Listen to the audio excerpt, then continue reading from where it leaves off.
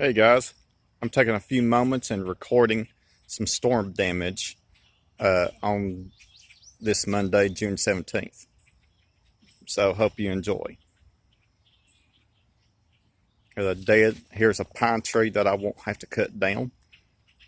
It's a big old pine.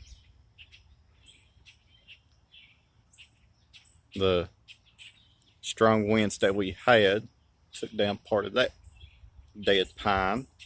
It's hanging upside down. Stay tuned for more. I'm working on this gravel road. There's tree limbs on this gravel road.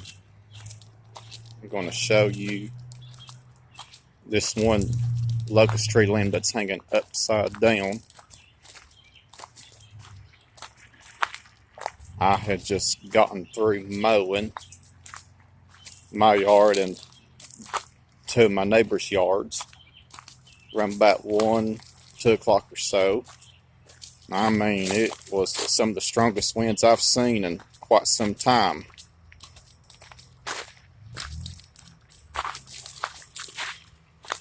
Take a look at this locust tree.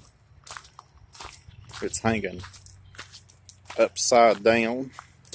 This limb it was blocking the road, so I didn't even think to bring my saw with me.